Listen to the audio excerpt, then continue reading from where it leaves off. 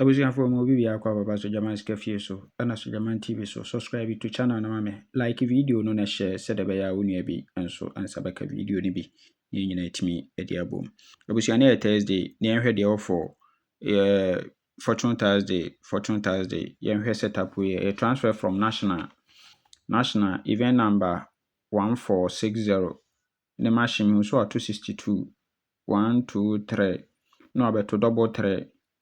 we are man 11 17 77 11 17 77 into we there was yemfa event enkodi yemfa event enkodi. Okay, so oba current na say no be hihye no man over 262 ha machine center box we are 1 2 3 no abeto double 3 so into we are 62 no oba kanta 17 no dey about 11 77 17 nti sa pepe no hyehyɛ na ha 62 obekanta 17 our second box position no dey atwa 11 77 ewo ho kama yes into we dia wase emfa event enkodi na wo event so no mepese e be pick 35 47 atwa ne $2 wo so into open me event na no 45 35 90 47 35 90 47 nso atwa ne kase ewo so kama. Okay,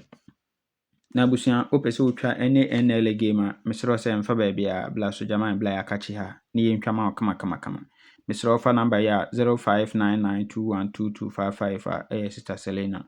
0246898449 bla Foster 0256654614 sister Linda ana 0544237828 bla Vincent. Enti Fortune Thursday e be ma 30% commission free 30% commission di obetwa bia no ye be chew 30% commission nti bla na eno nya adwuma kama udi enso antempa na aso no onsa ebe kan osika na afese Sojaman me ankasa nso metwa ma wa sero me number ni 0593673300 mehwe ne metwa ma kama. Okay, so yenhwe second setup here eno nso transfer from national hire beam national na yenhwe setup ye ebe sha ase wo event number 616 me nso 264 wa ha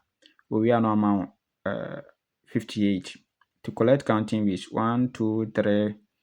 1 2 3 4 5 no about 35 we are 1 2 3 no about 63 no 719 wa machine we are amount double 5 machine we are 57 machine to we are 57 na 1 2 3 4 no about 71 machine we are amount 20 our last box position we are amount single 1 we are 24 we are 25 we are 84 we are now amount double 3 we are 11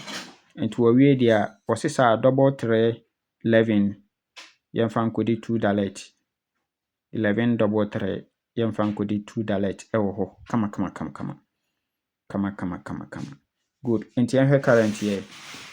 oba current na obesha ase wo open of the year 2026 and over 264 we are 58 nti collect counting no abeto 35 collect counting no abeto 63 no de 19 ko we are amount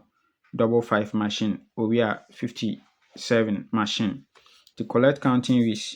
na wabeto 71 our machine we are 20 last box position we are single 1 so we are no amount 24 we are 25 we are 84 we are amount double 3 we are 11 to we there was 11 double 3 yemfa nkodi $2 double 3 11 $2 misra wa hode wo ho atwa ne kese na ebeto yes sa pepe no ahye no ha na sa 20 we na isi last box position wa ha no oba betene ama single 2 iti best try betwa no so single 2 11 double 3 single 2 11 double 3 ni betwa no ewo ho kama enti sei ne benya for ye full game no sei ne benya for ye full game no enti ye be combine the two event no ye combine ani ye best 5 so yes ye best 5 ye best 3 ni akofo ye $2 11 double 3 ne akɔfo 11 as a free banker nso ɛwɔ hɔ kama. Na menka ho ɔman kwatente ahoɔden wɔ mu. Bye bye.